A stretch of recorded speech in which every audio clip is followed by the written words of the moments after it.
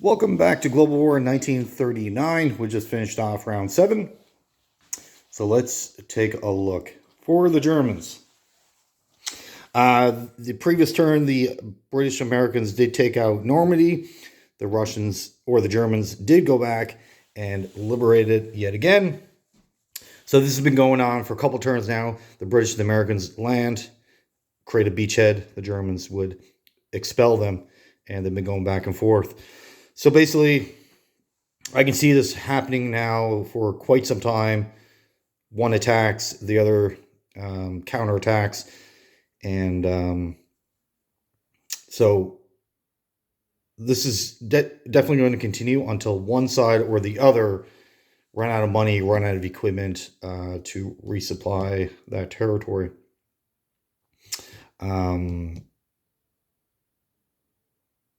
Yeah, so, and the way the Germans are getting away with recapturing, because the last couple turns they've only had minimal units. Last turn they only had 8 ground units to go in. Turn before that they only had 4 or 5.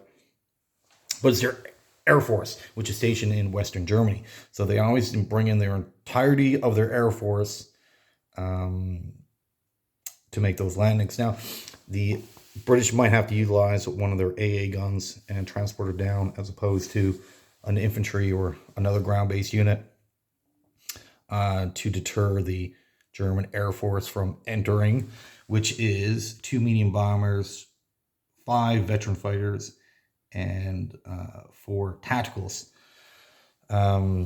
So that might be a plan, a good idea to get some AA guns in that region.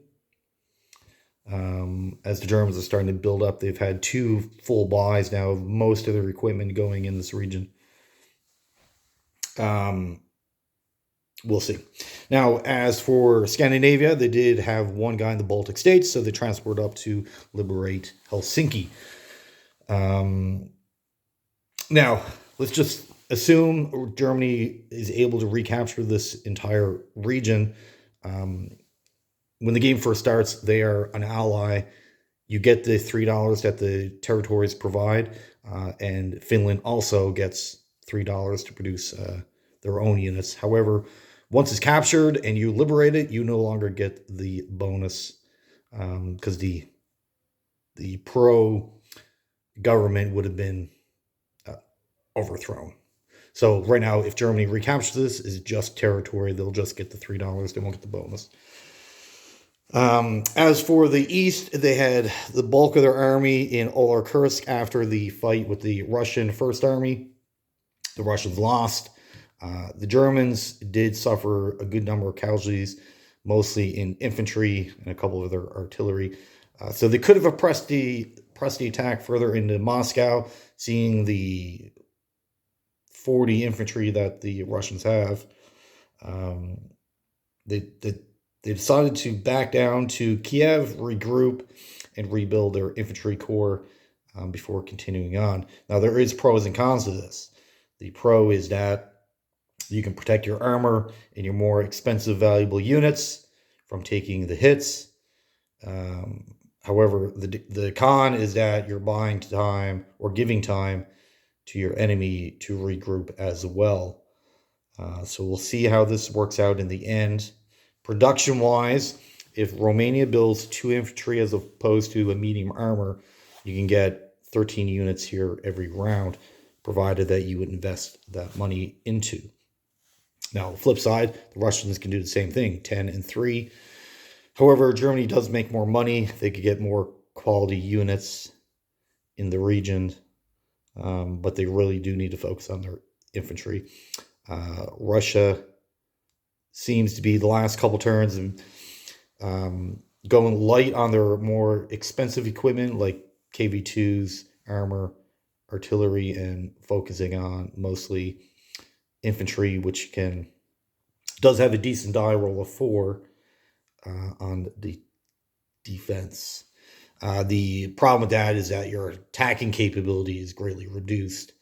So you do need a good mix in your army, a balanced army, will get you a lot further than solely one army devoted to just attacking or just defense. So realistic time frame, because they backed out, they'll need 2 or 3 turns to rebuild their infantry corps and then press the attack. The Germans are going to hope to get back up to 20 infantry before they move out, which is going to take some time. So currently in Kiev, we have 1 infantry, 1 paratrooper, 4 SS infantry, 6 SS mechanized, 3 mechanized, 9 artillery, 3 heavy artillery, 13 medium tanks, 2 Mark 5s, and 8 Mark 4s.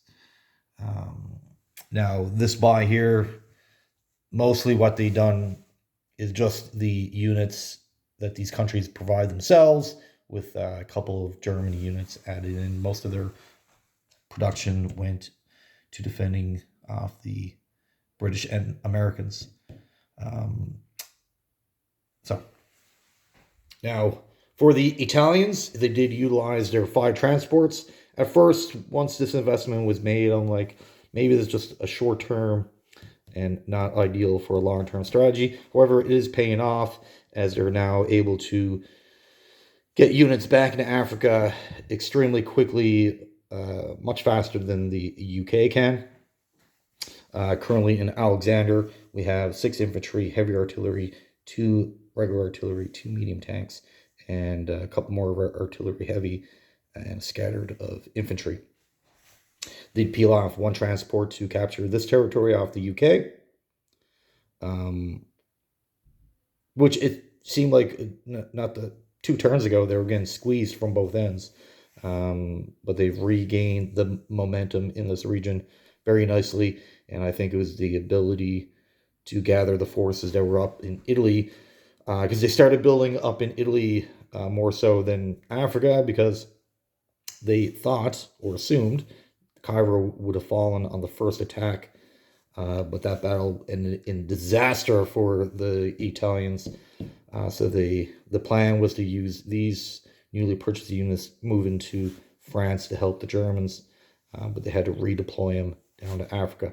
But they were able to get this region back up and running much more faster, so they're going to make a second attempt into Cairo.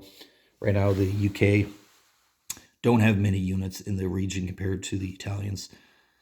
So they only got 7 units, 1's a light tank. Iraq did overthrow their government from a pro-Axis. They are now pro-Allied.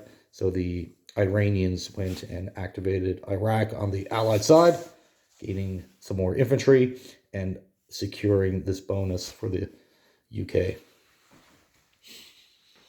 So it's worth even more money now. So the UK essentially goes up by $7 just by taking that 1 territory. Their fleet in the Atlantic, they're just doing the Chuck back and forth. It's easy from Canada to France because it's just 2 sea zones. However, the Germans, 4 turns ago, they destroyed all the facilities. So it's making the American Chuck, they can get to France in 1 turn, but to get back to the US, it takes them 2 turns now. So that was smart on the Germans to remove those facilities, as they don't get to really use these as much, and it just benefits the Allies. So why help your enemy, right? As for there was a coastal sub the Germans were convoying. They took a couple destroyers and moved them down to take out that sub, and the 3rd one is going to engage this coastal sub soon enough.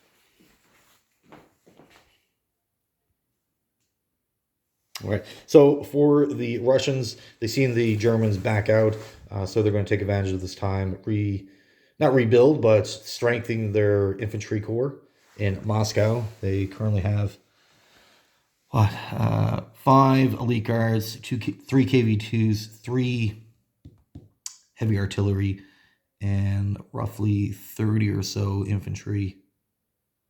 In Leningrad, they got a rocket, light tank, artillery, elite guard, and 6 infantry. They also got a rocket, a mechanized, and an artillery, and they're going to head west to liberate their second capital.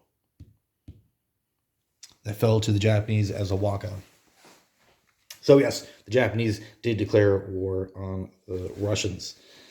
They were able to take out 4 territories in one swoop, three of which were walk-ons, and they had to have one small battle in this region here, utilizing transports and a bunch of soldiers that just walked in. It was kind of costly. The Japanese lost more infantry than the Russians, but they secure that territory, and now all in this region is just 4 infantry standing in their way, which they should be able to take out quite easily on the next round, utilizing a bomber. Their fleet, they did amalgamate the fleet that they were building in their last couple turns, and their starting fleet, which was in this region, is now off the coast of Guam. So both the Japanese and the Americans are now within striking distance of each other. So this is going to be a staring contest until one side or the other chooses to engage. Capital ship wise, Japanese did purchase another Amato, another carrier with fighters, and then they bought a scattering of land-based units, infantry, and some more artillery. So in the fleet off Guam, we got our 4 carriers, 4 battleships, one of which is an Amato. They just built one, and they have their 3rd Amato down here. The Anzac did capture this island, so the Japanese wanted to recapture it, utilizing some shore bombardments to help them out. Or no, they used the battleships to sink the Anzac destroyer and transport. And then the infantry attacked the Australians that were on the island. Same thing here. The Australians had a couple of units here, and they utilized their air force. They risked the AA gun, and they used their zeros. They go 1, 2, 3, 4, 5. So they're able to land safely, and went in with a couple of infantry. The other transport was just there for show support. It didn't actually have anything on it. So they did lose infantry in the process. They are exposed on their own, but they feel confident that they won't be attacked. These Americans can reach it, but that would just engage this Japanese fleet to attack. So the Japanese feel confident that they will be safe. And for the most part, now that all the islands are taken, the plan for all the Japanese transports is go back to Japan, build up 10 units, and once the fleet's engaged, they'll utilize those 10 infantry to capture Hawaii. That's the long-term goal. So they'll just have them on standby in the ready to engage with the fleet. They did finally capture all of China. The British or the FEC did come up and take out one Chinese territory, and the Chinese had some infantry here. So they completely removed any resistance to Japan, and now that's all now under control. And the stack. Now the problem with this is that they put anything that can reach there went, for the most part. But they have all their veterans in one area with 5 artillery and a regular infantry. So there's nothing really stopping the UK from going and removing all their veterans at once. So that's a bit of a risk. So we'll see. The Japanese, I suspect, on their next turn is going to attack Burma.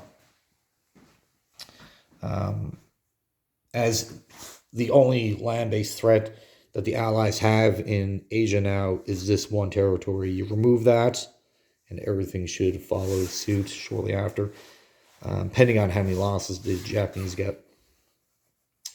So this could be the final battle for Asia. Southeast Asia, anyways. And then from there, it'll just be a Pacific sea-based battle. The Allies are putting the bulk of their income into the Atlantic. So in order for the Axis to win, the Germans do need to hold off the onslaught and allow the Japanese to spread their influence even further. Right now, income-wise, Japan is making $2 more than the Americans after bonuses, of course.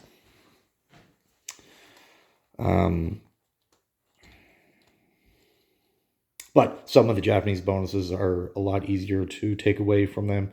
Just need to take out one territory from China, one territory from these islands, and they lose those bonuses. The American bonus of 25 is probably never going to be taken from them, as it's quite difficult for the Axis to make landings in North America. Not impossible, but much harder. As for the Brazilians, they got a coastal battleship and a transport, plus the American transport that came and activated them.